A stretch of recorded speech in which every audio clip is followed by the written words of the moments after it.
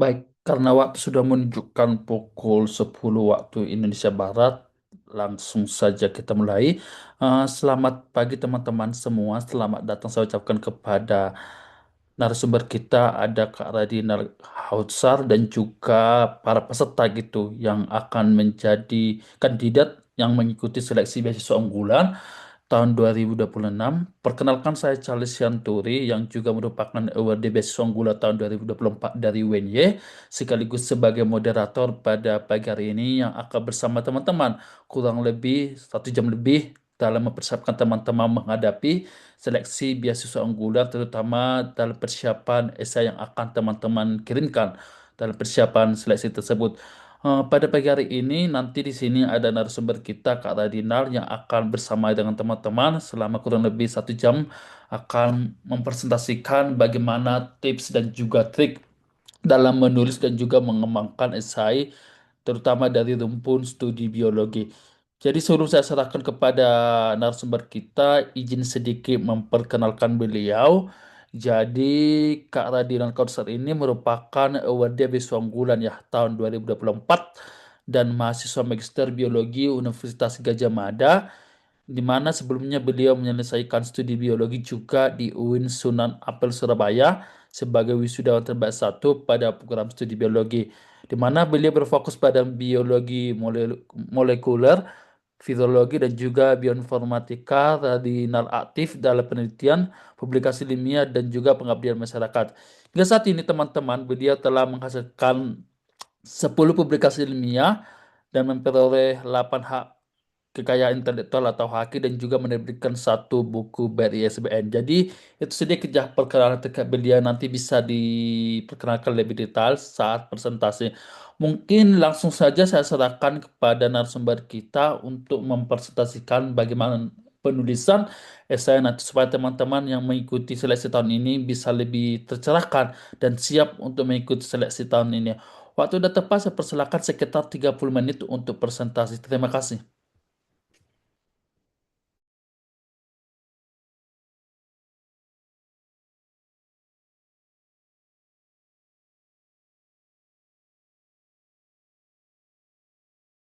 Oke, terima kasih banyak, Mas Korlis. Apakah suara saya terdengar?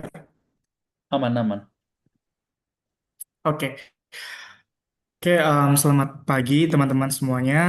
Eh, Pertama-tama saya ucapkan terima kasih banyak kepada tim dari Forum Award di Beasiswa Unggulan atas kesempatan yang diberikan pada saya sehingga saya bisa membagikan pengalaman saya terkait penulisan beasiswa unggulan hari ini. Oke, teman-teman, perkenalkan nama saya Radinel Kautsar. Saya merupakan mahasiswa Magister Biologi 2000, Magister Biologi UGM tahun 2024 sekaligus award di Beasiswa Unggulan tahun 2024. Oke, saya izin share screen ya, Mas. Masih belum bisa share screen nih, Mas. Sudah. Coba. Oke.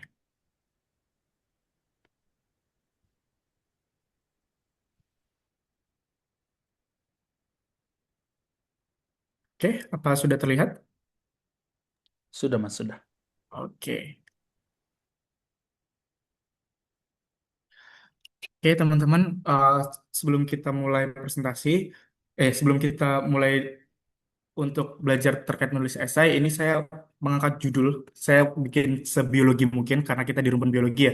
Jadi judul ini di presentasi ini saya mengangkat judul mengisolasi ide, mengamplifikasi cerita, strategi menulis esai beasiswa unggulan. Jadi eh, harapannya nanti teman-teman bisa bagaimana mendapatkan ide atau mengisolasi idenya itu dan juga mengembangkan ide itu menjadi sebuah cerita yang menarik di esai kita gitu.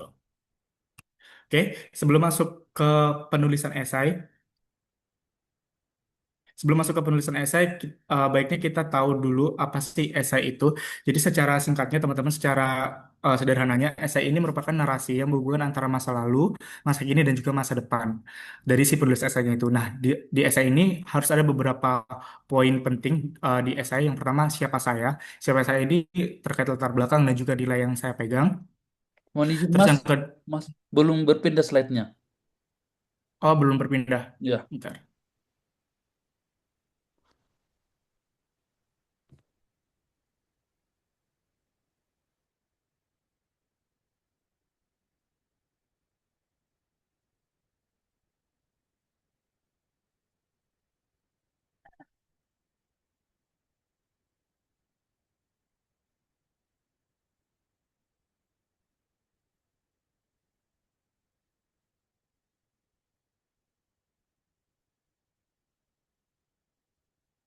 Sip, aman.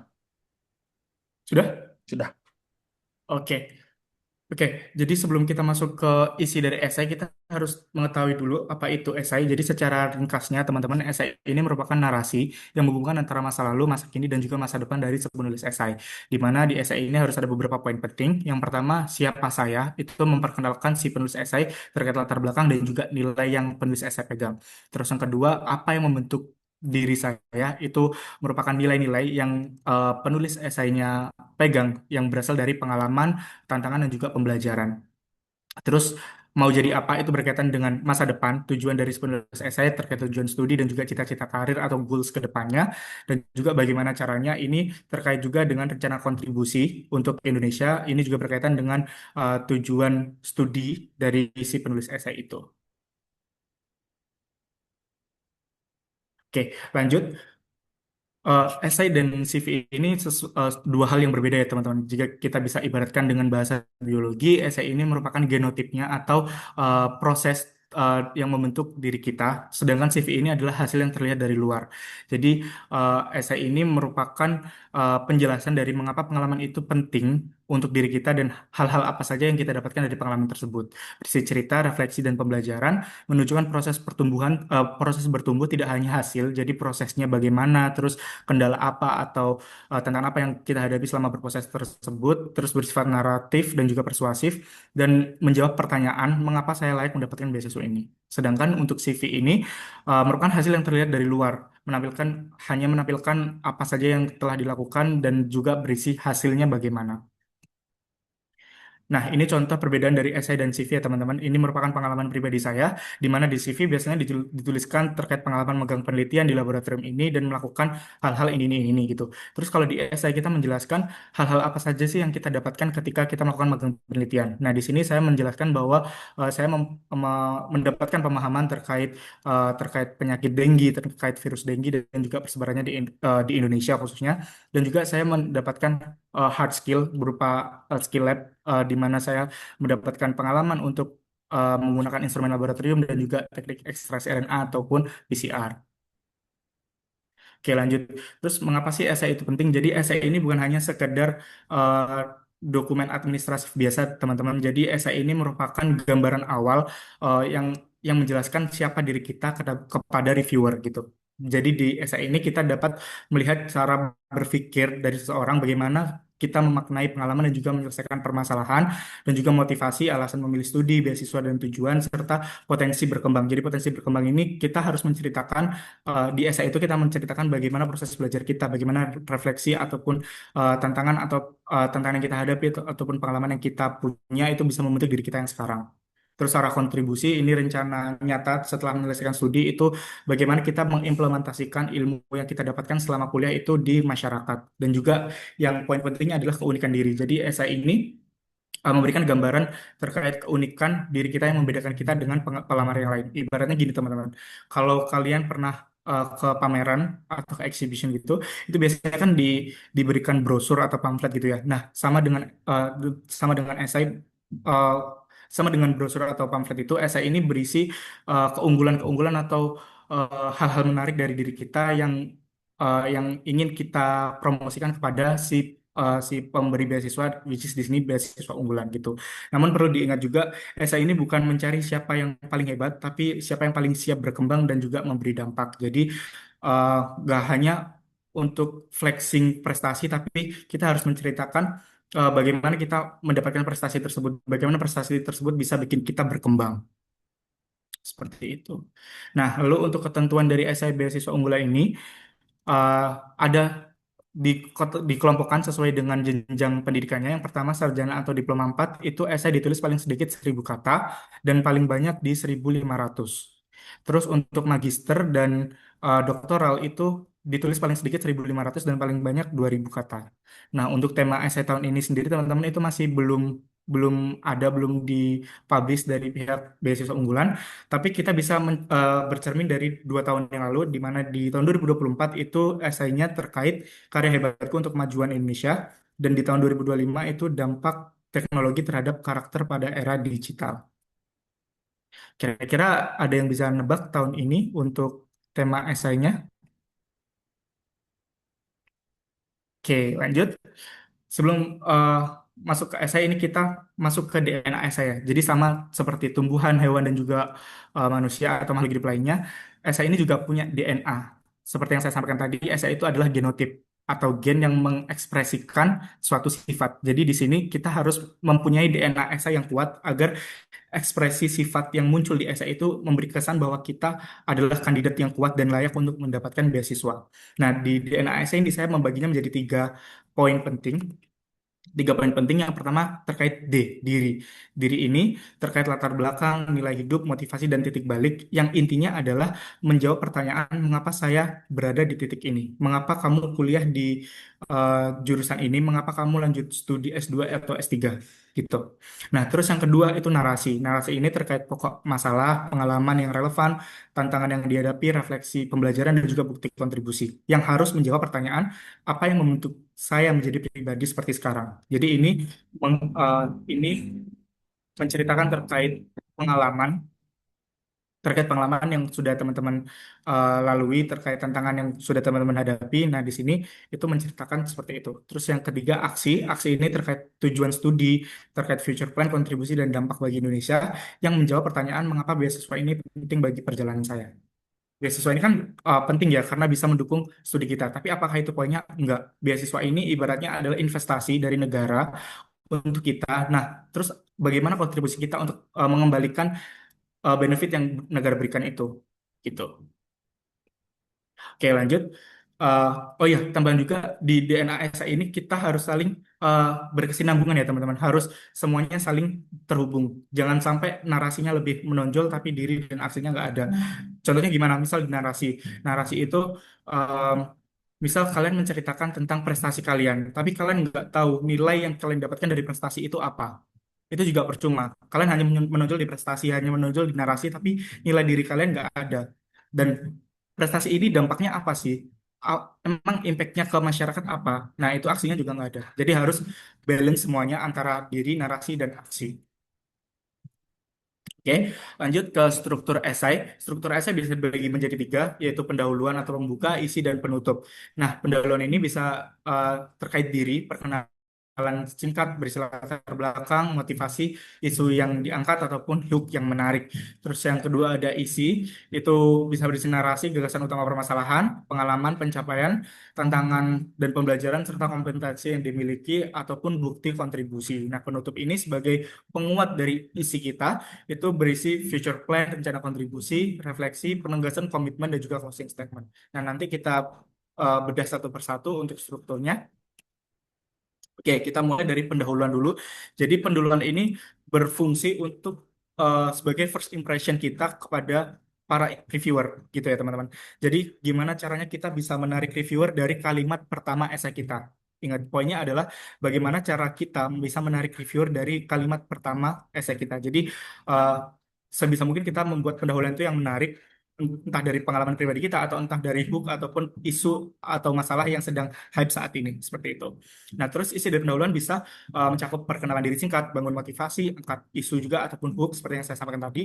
Nah, ini ada sedikit tips untuk pendahuluan. Yang pertama, bisa dimulai dengan pengalaman yang mengubah cara pandang, terus tantangan yang pernah dihadapi ataupun alasan memilih studi yang ditekuni. Nanti saya beri contoh untuk essay saya ketika di tahun 2024 ya.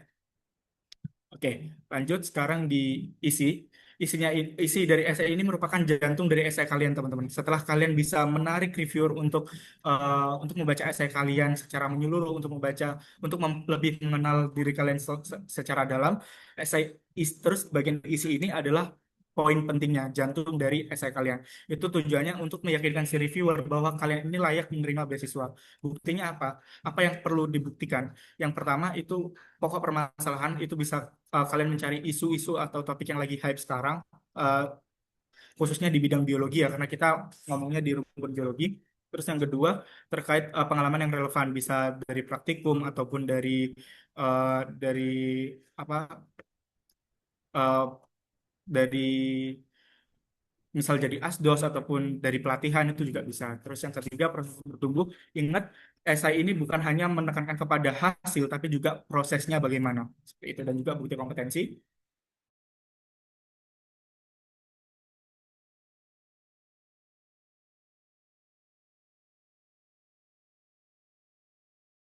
Jadi sudah saya sampaikan di awal, essay sama CV itu beda ya teman-teman. Jangan sampai essay kalian ini hanya sebagai CV, hanya sebagai menceritakan apa yang telah kalian lakukan tanpa kalian tahu eh, bagaimana pengalaman itu bisa membentuk diri kalian atau bagaimana pengalaman itu memberikan nilai atau hal-hal baik untuk kemajuan diri kalian. Gitu ya. Jadi harus menjelaskan pentingnya pengalaman tersebut untuk diri kalian.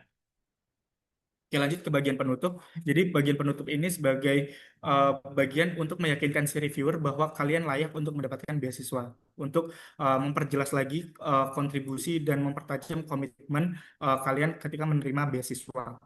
Itu. Dan untuk penutup ini bisa berisi tujuan studi, future plan, kontribusi, dan penegasan komitmen. Nah, tipsnya adalah tutup esai dengan komitmen dan kontribusi yang kuat. Jangan cuma sekedar harapan.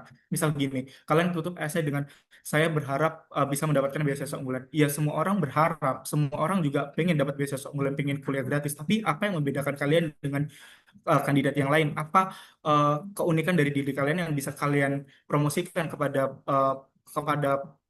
pemberi beasiswa yang sehingga pemberi beasiswa bisa menilai bahwa kalian layak untuk mendapatkan beasiswa. Seperti itu. Oke, lanjut. Perlu diingat juga teman-teman struktur esai yang tadi itu bersifat fleksibel ya dan dapat disesuaikan dengan gaya penulisan masing-masing. Nggak harus saklek kayak gitu, jadi bersifat fleksibel. Tapi poin pentingnya adalah kesesuaian dengan tema esai yang diminta. Harus sesuai dan juga alur ceritanya runtut dan benang merahnya konsisten dari awal sampai akhir. Oke, lanjut kita masuk ke ini SIA saya ketika di tahun 2024 kita coba bedah satu persatu di bagian pendahuluan.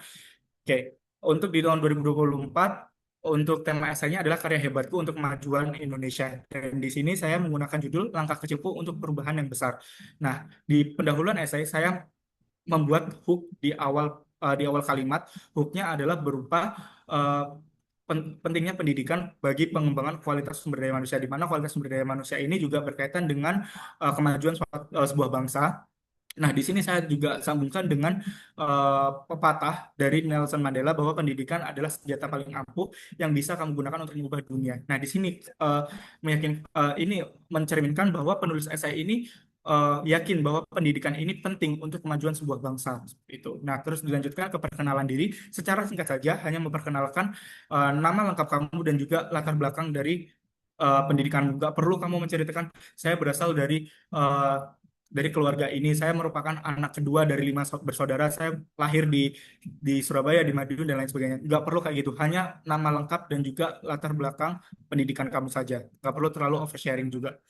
Lanjut yang ketiga, saya membangun motivasi di sini itu untuk menunjukkan pengalaman yang membentuk diri saya, di mana di sini saya membangun motivasi dengan menceritakan bahwa saya merupakan sarjana pertama di keluarga. Nah, menjadi sarjana pertama di keluarga ini merupakan pengalaman emas bagi saya, kesempatan yang emas bagi saya untuk bisa belajar lebih dalam lagi, untuk bisa eh, memperbanyak pengalaman saya yang mungkin saudara-saudara saya atau keluarga saya yang lain itu belum mendapatkan kesempatan tersebut. Nah, dari pengalaman tersebut saya merefleksikan ke diri saya bahwa eh, untuk sampai di sini saya itu sangat tangguh, sudah melewati berbagai tantangan di kehidupan sebelumnya dan juga memiliki semangat juang yang tinggi untuk meningkatkan taraf hidup saya. Seperti itu. Lanjut ke nilai diri. Nilai diri ini merupakan karakter yang dipegang ataupun ibaratnya pegangan lah untuk kita di kehidupan sehari-hari maupun di kehidupan akademik. Nah, di sini nilai diri yang saya tekankan adalah nilai untuk menjadi gelas kosong setiap hari. Nah, nilai diri ini yang sering sering kali disampaikan oleh guru-guru saya ketika zaman sekolah maupun di kuliah bahwa menjadi gelas kosong setiap hari itu sangat penting agar kamu bisa mendapatkan ilmu yang baru setiap harinya dari mana saja, siapa saja, dan kapan saja. Nah, nilai diri ini yang saya pegang dan saya ceritakan di essay saya. Oke, lanjut di bagian isi. Di bagian isi ini bisa kalian sangkutkan juga dengan permasalahan yang lagi hype di Indonesia. Biologi ini sangat luas ya teman-teman. Bisa dari mikrobiologinya, bisa dari biodiversitasnya, ataupun dari hewan, tumbuhan, dan manusia, ataupun dari penyakitnya juga. Nah, itu kalian bisa angkat satu topik masalah yang ingin kalian eh, bahas secara detail, yang menjadi interest kalian ketika studi. Nah, ini kalian kaitkan juga dengan pengalaman yang relevan. Misal kalian interest di penyakit menular misal. Nah, di penyakit menular ini ternyata kalian juga ada pengalaman magang, pengalaman untuk menjadi asdos di misal di virologi misal ataupun kalian ikut pelatihan. Nah, itu kalian sangkutkan juga eh, gimana masalah itu dengan gimana pengalaman yang kalian dapatkan itu bisa membantu untuk menjelaskan masalah yang ada di Indonesia saat ini. Gitu. Lalu yang kedua, jelaskan juga proses bertumbuh, tantangan yang dihadapi, pembelajaran yang diperoleh, ataupun perubahan cara berpikir. Misal kalian menghadapi tantangan ketika kalian praktikum, kalian ada satu topik yang kalian nggak paham atau kalian belum menguasai dengan baik. Nah, bagaimana kalian menghadapi tantangan tersebut? Kalian bisa menceritakan bahwa kalian berdiskusi dengan teman kalian di luar kelas ataupun berdiskusi dengan asdos ataupun berdiskusi dengan kakak tingkat. Nah, di sini kalian bisa bisa mencerminkan di esai kalian bahwa kalian ini adalah eh, orang yang aktif belajar dari manapun, nggak hanya dari kelas saja, nggak hanya dari kampus saja, seperti itu. Terus bukti kompetensi bisa dijelaskan prestasi, publikasi, penelitian, organisasi, dan pengabdian. Ingat teman-teman, esai ini adalah bertujuan untuk eh, mempromosikan diri kita secara soft selling ya, jangan hard selling. Kalian punya prestasi, oke, jelaskan bagaimana kalian mendapatkan prestasi tersebut, jelaskan prosesnya, jelaskan hal-hal baik apa saja yang kalian dapatkan ketika kalian memperoleh prestasi tersebut. Bukti ini memperkuat cerita, tapi bukan menggantikan isi cerita. Jadi cerita kalian tetap yang utama dengan penguat eh, bukti kompetensi ini. Jadi jangan terbalik, jangan bukti kompetensinya yang ditonjolkan tapi ceritanya nggak ada. Terus harus ada benang merahnya, pastikan semua pengalaman itu saling terhubung, mulai dari masalah, pengalaman, kompetensi, tujuan studi, sampai ke rencana kontribusi nantinya. Oke, lanjut.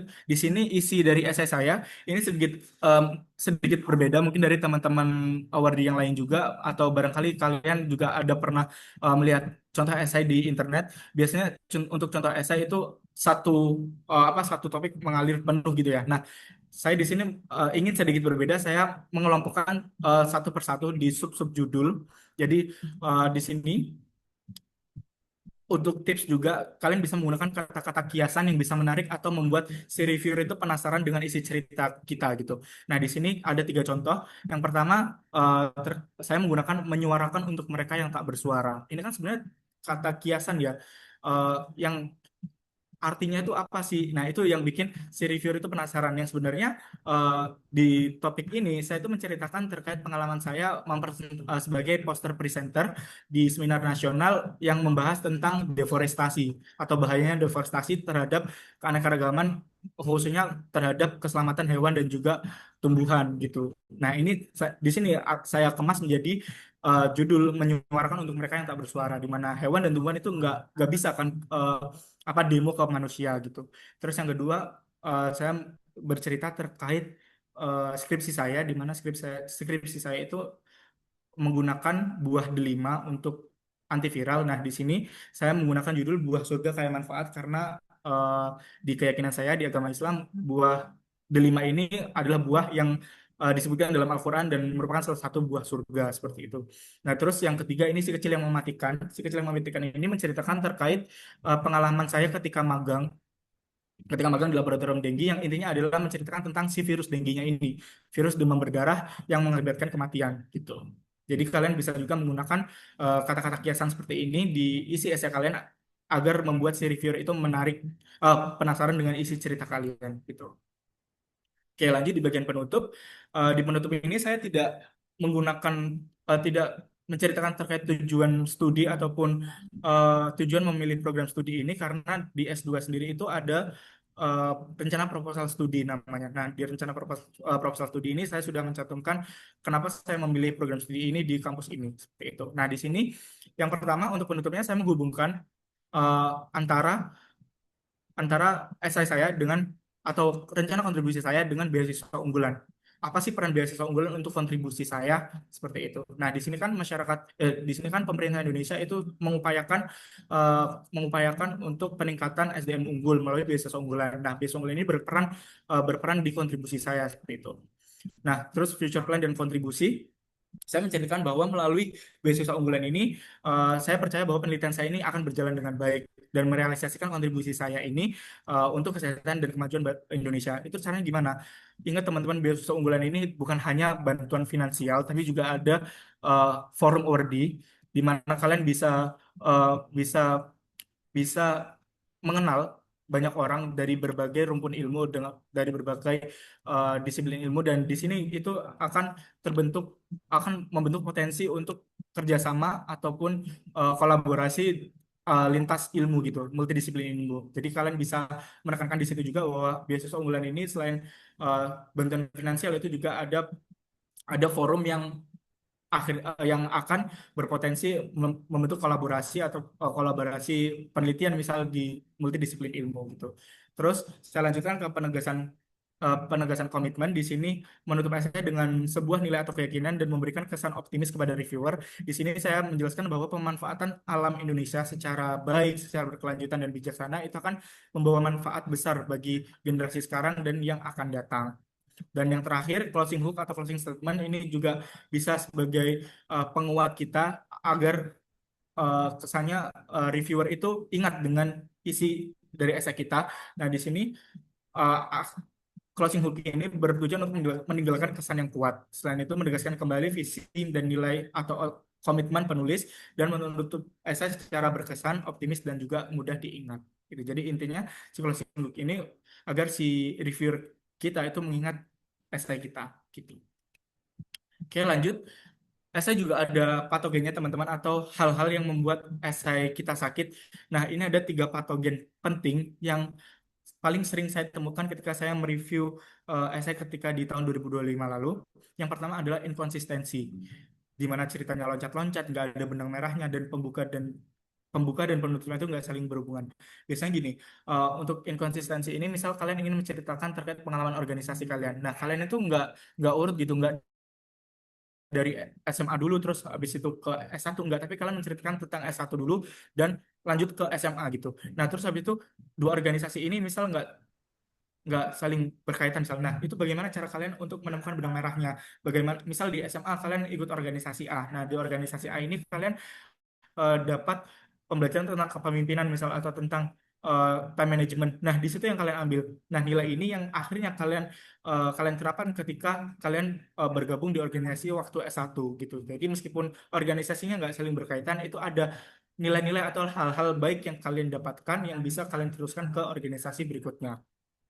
Lalu untuk obatnya adalah tentukan satu pesan utama dulu yang ingin disampaikan itu apa, lalu pastikan setiap paragraf itu mendukung pesan tersebut. Terus yang kedua adalah klise, patogen klise ini, saya ingin membanggakan orang tua, saya ingin meringankan beban orang tua, saya ingin bermanfaat bagi bangsa. Ini sangat sering banget saya temukan di esai teman-teman. Ya, semua orang ingin membanggakan orang tuanya enggak sih? Dan semua orang ingin meringankan beban orang tuanya. Tapi apakah itu poinnya? Enggak.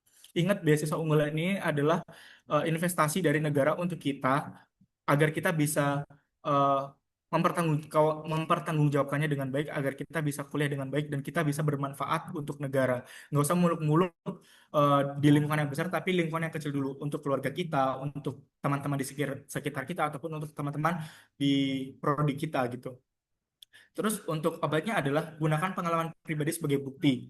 Jadi eh, bukan hanya kalimat yang terlalu umum. Jadi kalian bisa mempromosikan diri kalian dengan pengalaman pribadi kalian itu sebagai bukti bahwa kalian ini layak untuk mendapatkan untuk mendapatkan beasiswa unggulan gitu. Terus yang ketiga dan paling umum, paling sering ditemukan adalah overselling. Terlalu banyak memuji diri sendiri dan terlalu fokus ke diri sendiri, terlalu fokus dengan prestasi yang dia dapatkan, tapi tahu eh, nggak tahu hal yang bisa dipetik dari prestasi tersebut, atau nilai yang bisa dipetik dari prestasi tersebut. Ingat teman-teman, beasiswa unggulan ini adalah investasi dari negara, jadi sebisa mungkin esai kita nggak hanya fokus ke diri kita sendiri, tapi juga fokus ke kontribusi, fokus ke dampak yang kita berikan kepada masyarakat, kepada negara, seperti itu. Lagi-lagi ceritakan prosesnya bukan hasil. Esai ini bukan CV ya teman-teman. Tidak tidak hanya menceritakan hasil tapi juga menceritakan proses untuk mendapatkan hasil tersebut. Oke, lanjut. Ini adalah do's and don'ts di esai. Yang pertama, ceritakan pengalaman yang relevan, yang otentik, yang real dari kalian. Kenapa? Karena ketika interviewer biasanya akan menanyakan pengalaman-pengalaman yang kalian ceritakan di esai. Jadi jangan pernah eh, mengarang cerita di esai ya. Harus yang real, harus pengalaman pribadi yang otentik gitu. Terus tunjukkan refleksi dan pembelajaran hasil apa prosesnya gimana, terus tantangan apa aja yang dihadapi itu yang diceritakan. Gunakan data atau pengalaman sebagai bukti. Terus hubungkan pengalaman dengan tujuan studi dan kontribusi, gunakan bahasa yang jelas dan ringkas dan otentik. Terus donsnya adalah menceritakan semua pengalaman tanpa ada substansi. Sama yang seperti saya sampaikan tadi, jangan menceritakan semua prestasi kalian, tapi nilai yang kalian dapatkan itu nol, atau kalian nggak dapat hal baik apapun, atau kalian nggak bisa menceritakan hal baik apapun dari prestasi yang kalian ceritakan gitu. Hanya menuliskan daftar prestasi terus klaim diri tanpa bukti saya adalah pemimpin yang baik. Buktinya apa? Semua orang juga bisa bilang saya pemimpin yang baik kan, tapi buktinya apa gitu. Terus future plan terlalu umum atau tidak realistis. Future plan ini atau rencana kontribusi juga sebisa mungkin dibuat realistis ya teman-teman. Dibuat sebisa mungkin kalian bisa menjalankan uh, kontribusi tersebut. Jangan terlalu muluk-muluk, misal pengen buat pabrik, pengen membuka lowongan pekerjaan, itu terlalu besar cakupannya, terlalu luas gitu. Jadi sebisa mungkin future plan ini dari skala terkecil dulu gitu. Terus jangan menggunakan kalimat yang bertele-tele atau terlalu puitis. Ingat, tell your story, don't list your history. Oke, lanjut. Ini ada topik esai beasiswa unggulan berdasarkan perspektif dari biologi ya teman-teman. Kan seperti yang kita ketahui bersama, biologi ini sangat luas ya cakupannya teman-teman. Dan di sini saya eh, berfokus ke 5 kajian yang menurut saya ini paling umum untuk digunakan sebagai esai, tapi tidak menutup untuk perspektif kajian biologi yang lain ya teman-teman. Nah, di sini ada biologi, mikrobiologi, biologi molekuler, genetika, bioteknologi, ekologi, dan biologi kelautan. Itu di sini ada beberapa isu yang diangkat dan juga contoh kontribusinya. Ini kontribusi nggak perlu luas, nggak perlu besar, yang penting realistis dan kalian bisa menyelesaikan kontribusi tersebut. Oke, next ini ada isu nasional yang relevan dengan biologi saat ini khususnya di Indonesia terkait ketahanan pangan, biodiversitas, penyakit infeksi, antimikrobial resisten, konservasi satwa liar, pengelolaan limbah dan sampah, energi terbarukan berbasis IoT dan juga kesehatan masyarakat.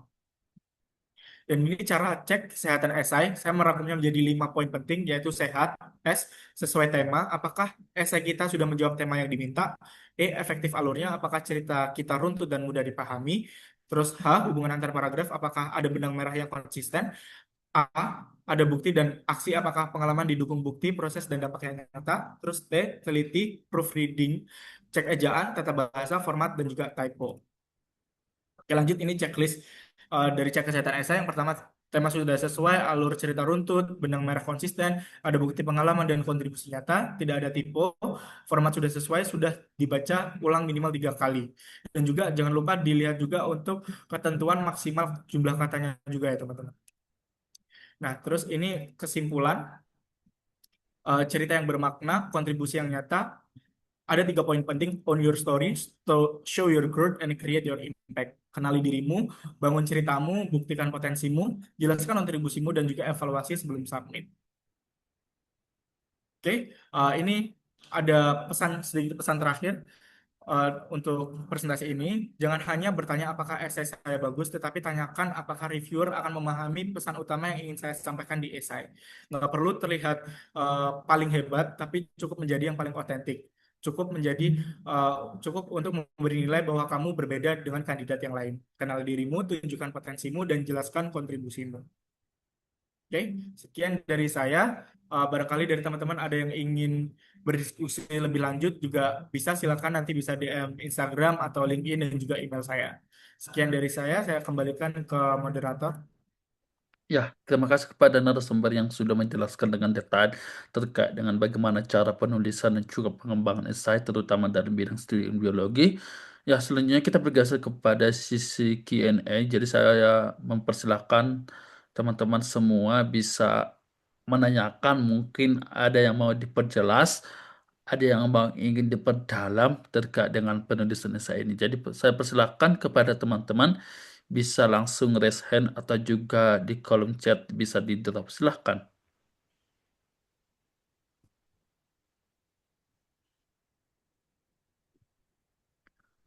Saya persilahkan. Ada yang mau bertanya. Tidak perlu malu-malu. Yuk, siapa yang Kita mau di sini belajar bareng ya teman-teman. Nggak perlu malu kalau mau ada yang ditanyakan silakan ditanyakan aja. Ini forum ini ditujukan agar kalian juga bisa menjadi next awardee gitu. Oke. Ada Nabil, silakan Nabil.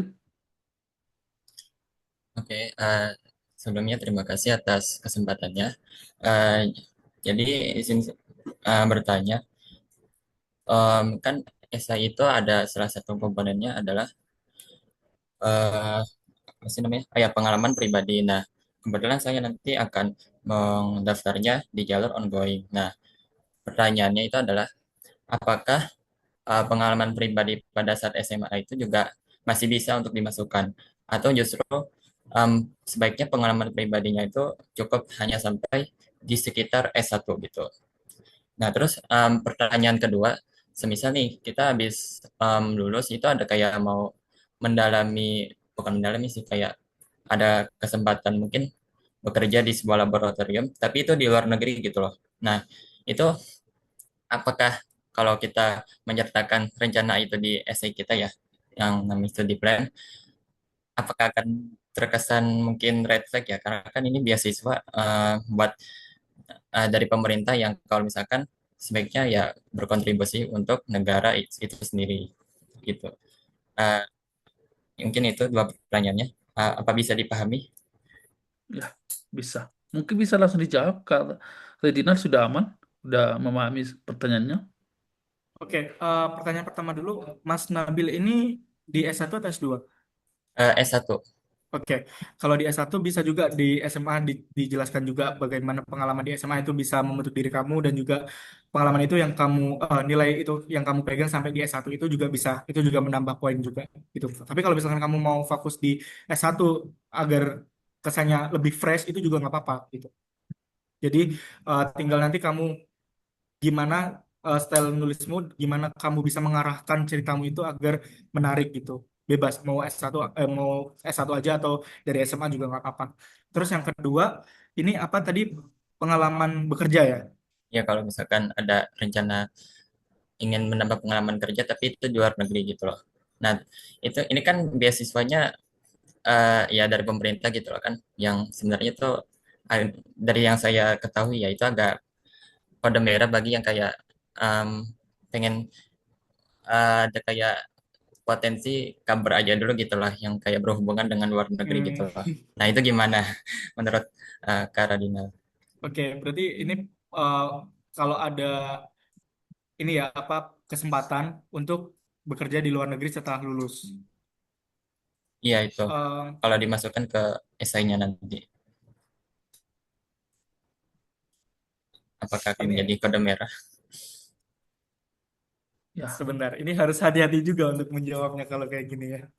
Sebenarnya nggak apa-apa juga sih dengan catatan gini ya. Kalau misalkan kalau ini dari opini saya pribadi, nanti kalau misalkan dari Mas Charles ada opini juga boleh silakan gini Mas. Kalau dari saya, kalau misalkan kamu nanti menuliskan itu ada rencana untuk ke luar negeri, tapi kamu bingung untuk kontribusinya itu bisa kamu jelaskan gini bahwa kamu nanti juga akan membuat kelas atau esai kelas ataupun pelatihan misal secara gratis melalui mungkin kamu membagikan ilmu kamu di Instagram gitu atau mungkin di sosial media kamu terkait knowledge yang kamu tahu atau knowledge yang kamu dapatkan ketika kamu bekerja di luar negeri itu juga menurut saya masih oke gitu. Jadi kontribusinya nggak yang kamu aktif harus di dalam negeri enggak, tapi bagaimana kamu ini juga kesempatan emas juga kan kalau kamu bisa kerja di luar negeri, kamu juga dapat knowledge yang nggak hanya dari dalam negeri tapi juga kamu bisa dapat knowledge dari luar negeri itu juga poin plus juga. Nah, tinggal gimana kamu bisa mengemasnya bahwa knowledge yang kamu dapatkan ini nggak hanya berhenti di kamu gitu. Jadi pengetahuan ataupun eh, kompetensi yang kamu dapatkan ini nggak hanya berhenti di kamu, tapi gimana caranya kamu bisa sharing ilmu kamu ke masyarakat luas, entah kamu membuka pelatihan kah, atau entah kamu membagikan atau sharing knowledge kamu di Instagram atau di sosmed kamu, itu menurut saya masih oke. Gitu. Oke Kak, makasih.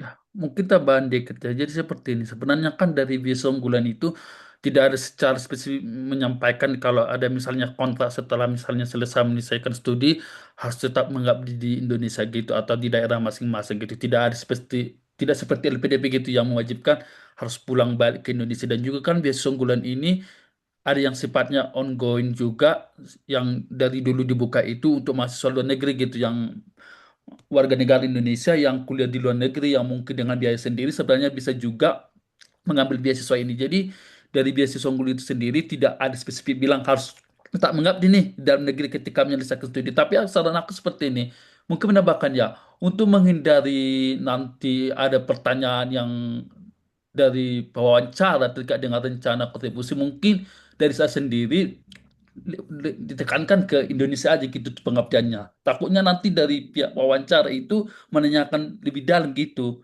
Jadi kita menghindari, memang betul. Jadi ngapain kan ngambil beasiswa unggul kalau kalau harus pergi lagi ke luar negeri seperti itu. Mungkin itu nanti akan dipertanyakan lebih mendalam. Jadi ya saran dari saya sih tetap kalau bisa rencananya tetap mengabdi dalam dalam negeri. Walaupun dari beasiswa unggulan tidak ada minta harus tetap di dalam negeri gitu. Tapi kan visi misi dari Best Unggulan ini ya kalau bisa para awardnya itu bisa mengabdi dalam negeri gitu mengembangkan pengetahuan. Jadi itu sih saran saya kalau bisa hindari gitu setelah nanti selesai studi pergi ke luar negeri walaupun nanti pada akhirnya nanti ada pelatihan yang diberikan oleh Mas Nabi seperti itu sih supaya nanti dalam wawancara nggak dicecar gitu dengan pertanyaan seperti itu yang sering terjadi itu sih tambahan dari saya. Oke Kak, makasih. Mm-mm. Oke silakan ada yang lain lagi, ini ada 22 orang, silakan ada lagi kah yang mau bertanya? Oke, ada dari Val ini. eh, dia sedang melakukan riset terkait dengan strategi terapi kanker dengan bahan alam. Lalu apakah di esai harus menunjukkan novelty dari solusi yang saya tawarkan dengan penanganan kanker tersebut? Silakan Mas, terkait dengan novelty. Oke, kalau setahu saya untuk novelty ini kalau di S2 ya itu dia nanti masuknya ke ini ke rencana studi, bukan di esainya. Bukan novelty sih, tapi lebih ke urgensi biasanya. Apakah permasalahan yang ditawarkan itu sangat-sangat urgent dan solusinya itu memang efektif gitu. Kalau untuk novelty, saya rasa enggak juga. Mungkin dari Mas Korlis ada tambahan? Ya sebenarnya ya udah disampaikan tadi ya sebenarnya desa itu nggak menanyakan novelty tapi lebih ke kontribusimu gitu. Novelty Mm-mm. itu nanti bisa dimasukkan di rencana studimu mungkin seperti kan di rencana studi itu misalnya untuk S2 itu kan ada 4 semester mungkin nanti bisa dimasukkan apa aja pengabdian masyarakatmu apa aja gitu saya yang akan kakak atau jurnal yang akan kakak tulis bisa tekankan di sana. Kalau di saya nggak ada diminta novelty lebih menekan kepada kontribusi kakak sendiri gitu nanti sebagai mahasiswa itu sih. Oke, terima kasih Kak Fai. Kita beralih ke Kak Karimatu. Jadi dia punya prestasi kejuaraan di bidang robotik. Apakah ini make sense dengan jurusan biologi itu? Jadi kan kakak ini jurusan biologi, tapi dia punya prestasi mungkin di bidang robotik. Apakah ini make sense bisa dimasukkan gitu? Atau memang fokus saja gitu prestasi di bidang biologi atau di luar biologi juga dimasukkan saja seperti itu Kak? Oke, balik lagi gimana kamu bisa membawa cerita itu menarik dan menjadi nilai jual diri kamu. Jadi kalau misalkan di robotik, coba dilihat lagi prosesnya gimana, apa saja yang sudah kamu lalui di situ. Nah, itu nanti apa ketika kamu melewati proses itu pasti kan ada nilai-nilai yang bisa kamu dapatkan. Misal tentang resilience-nya atau tentang bagaimana kamu dive down dengan topik permasalahannya, bagaimana bagaimana kamu mencari solusinya. Nah, itu yang bisa kamu yang bisa kamu ceritakan itulah yang saya pegang. Jadi berangkat dari pengalaman ikut lomba robot itu saya mendapatkan uh, nilai sekian sekian sekian hal-hal baik sekian sekian sekian misal tentang resilience tentang apa namanya tentang bagaimana cara untuk membedah suatu permasalahan atau brainstorm permasalahannya itu dan mencari solusinya. Nah, itu yang bisa kamu pegang dan itu yang bisa kamu korelasikan ke biologinya gitu. Jadi menurut saya nggak apa-apa kalau dimasukkan asal kamu bisa membawa cerita itu atau bisa mengangkat cerita itu dengan menarik gitu. Jadi kamu harus packagingnya itu menarik dan kamu bisa bisa eh, mendapatkan hal baik. Kamu bisa mengambil hal baik dari pengalaman tersebut. Gitu. Oke, terima kasih Kak Karimat untuk penjelas apa ya untuk pertanyaan. Next ada lagi yang mau bertanya? Silahkan. Masih ada waktu kita.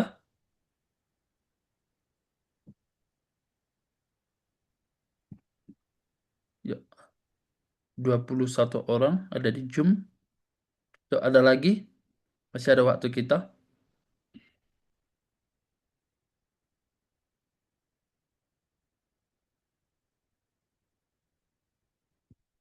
Ya, saya tunggu 5 detik ya. Kalau tidak ada lagi, biar kita akhiri sesi kita kali ini. Mau tanya lagi, boleh? Boleh, boleh. Silahkan Mas Nabil. Ya, jadi tadi ada yang membahas terkait prestasi ya. Nah, jadi saya kepikiran, em, ya saya punya prestasi. Nah, tapi sertifnya tuh hilang. Nah, terus kalau buktinya tuh cuma ada daftar peringkatnya gitu yang dikeluarkan oleh panitia. Nah, apakah itu masih bisa untuk disertakan atau mending nggak usah, Kak? Gitu. Silakan Kak Radinal. Jadi bukti spesifiknya nggak ada lagi gitu. Yang ada cuma daftar peringkatnya gitu.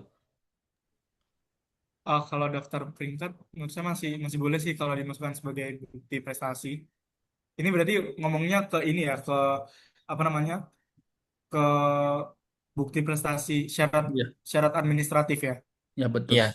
Mm. Ah, kalau menurut saya masih masih oke aja kalau dimasukkan. Asal ada nama nama kamu jelas tercantum di situ ya. Oke, Kak. Sip. Cukup, Mas Nabil? Oke, kita bergeser ke Mas Ibrahim. Jadi dia bertanya, untuk tema BU 2026 kan baru keluar. Apakah sebaiknya kita menulis sesuatu terlebih dahulu tanpa memperhatikan tema dan nanti tinggal diubah aja jika sudah keluar atau lebih baik ditunggu resmi temannya gitu. Menurut saya mending ditunggu deh Mas. Takutnya nanti kerja dua kali malahan. Mending kalau menurut saya mending yang pertama itu sekarang brainstorm dulu aja. Brainstorm apa aja yang ingin diceritakan atau yang ingin dibahas di esai itu. Terus habis itu atau mungkin ada permasalahan-permasalahan yang ingin diangkat di situ. Nah itu Mas bisa brainstorm dulu, bisa mencari mungkin berita-berita atau mungkin artikel-artikel terkait permasalahan itu dan gimana perkembangannya. Itu sih mending. Jadi kayak mengumpulkan bahan-bahannya dulu aja. Karena biasanya memang nggak tertebak untuk tema esainya ini. Daripada nanti masnya kerja dua kali itu malah nggak enak nanti. Mm-mm. Ya, mungkin menambahkan dikit ya. Jadi teman-teman, Hmm. kan untuk timeline pendaftaran siswa itu kalau nggak salah dua minggu ya. Jadi yang saya mau sampaikan, ini kan belum buka BU dan belum tahu temanya. Saran saya untuk sekarang itu siapkan berkas-berkas lainnya. Jadi nanti ketika udah buka pendaftaran dan teman sudah ketahui, teman-teman tinggal fokus di situ aja gitu selama 2 minggu tersebut.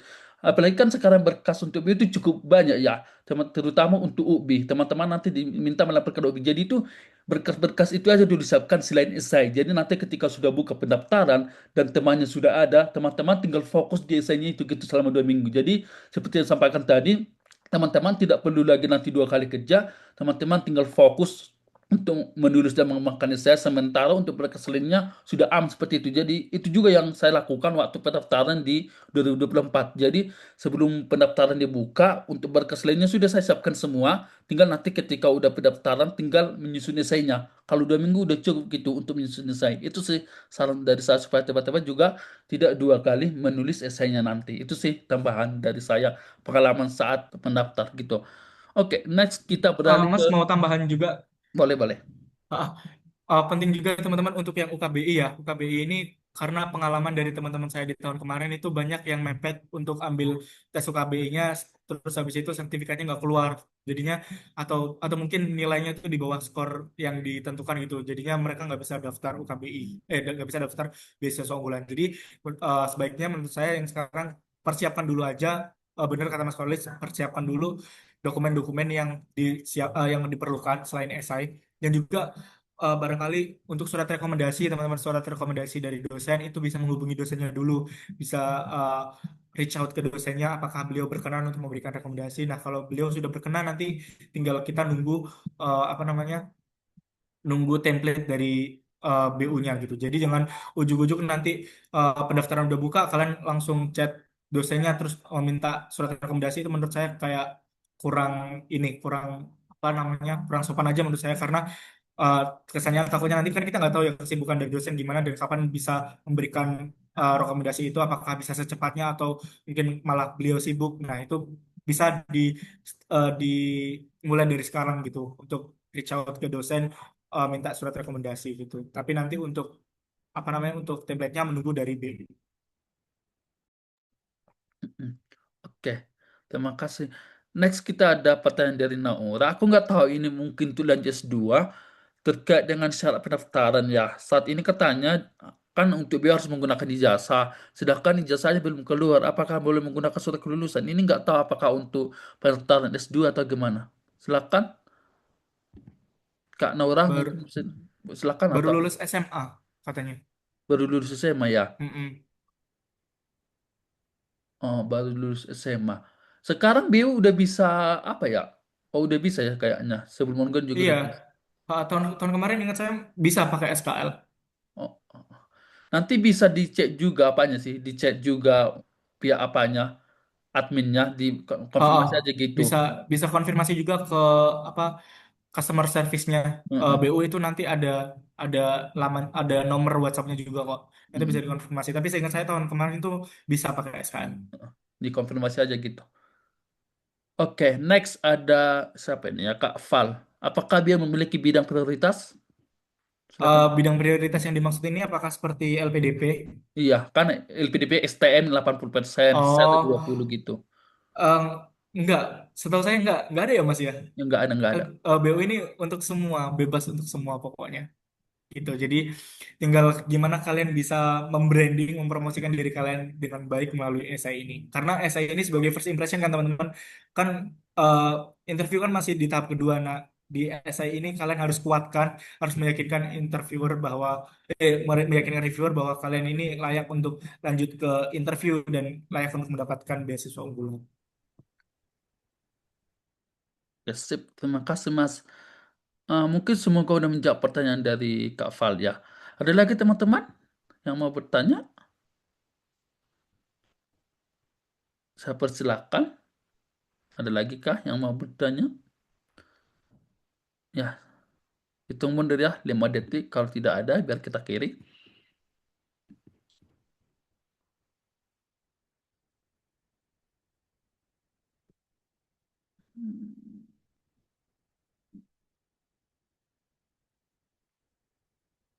Oke, kayaknya tidak ada lagi yang mau boleh ya, ini dikembalikan lagi ke narasumber, boleh tidak di share nanti untuk PPT-nya. Ini dikembalikan ke narasumber ya, karena itu hak milik narasumber gitu. Oke, boleh, boleh nanti saya kirim ke panitia ya. Kayak di sini aja mas, soalnya saya nggak tahu nanti ngirimnya kemana pesertanya gitu. Kalau chattingnya Oke, aja kirim. oke. Heeh. Oke, sebentar. Oke. Jadi karena tidak ada lagi yang mau bertanya, jadi mengucapkan terima kasih kepada narasumber dan teman-teman yang sudah hadir dalam kegiatan penulisan esai yang diselenggarakan oleh Fabu bersama Cemerlang. Jadi harapannya teman-teman sudah tercerahkan nanti dalam penulisannya, dalam pengembangannya. Jadi semangat gitu untuk penulisan dan pengembangan karena memang setiap tahunnya pendaftaran LPDP itu peserta semakin banyak, tapi kotanya semakin dikit. Contohnya seperti di kampus kami di UNJ tahun 2024 itu yang diterima sekitar 50-an, tapi di tahun 2025 kemarin yang diterima hanya 10 orang gitu kalau nggak salah. Jadi memang untuk kotanya sangat sedikit, sementara peserta semakin banyak. Jadi dipersiapkan aja gitu semaksimal mungkin ya gitu. Mungkin itu aja, mengucapkan terima kasih kepada narasumber yang sudah menyampaikan dengan baik materi untuk siang hari ini dan juga teman-teman yang sudah hadir. Semangat untuk mempersiapkannya. Semoga lulus nanti sampai tahap akhir dan sampai penandatanganan kontrak kalau nggak salah di bulan Oktober atau September gitu. Mungkin itu aja. Selamat siang dan sampai Sebentar jumpa. Mas, saya kirim dulu untuk Oh, ininya belum filenya. ya? Ya, Ah, oke. Selamat siang dan selamat beraktivitas. Saya tunggu dulu ya. Soalnya kami nggak gabung juga gitu dengan grup WA peserta gitu. Jadi tidak tahu nanti ngirimnya di mana. Jadi lebih baik di kolom chat. Jadi silakan nanti di download ya. Saya tunggu. Oke, Silakan teman-teman di sudah download. Ya, sudah saya kirim. silakan teman-teman. Saya Oke, tunggu untuk di download. Nanti kabari kalau udah selesai. Oke.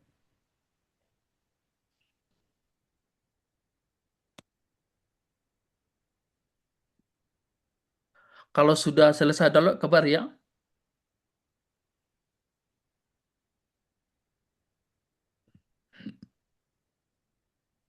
Yang lain gimana? Sudah aman? Selain Kak Val,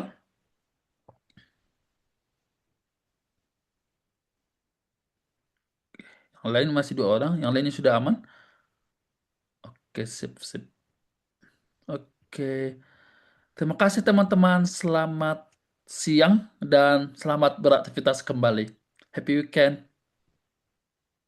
terima kasih banyak teman-teman. Kalau ada yang mau ditanyakan bisa reach out saya di Instagram juga ya. Oke. Ya, izin tutup Zoom ya. Oke, siap.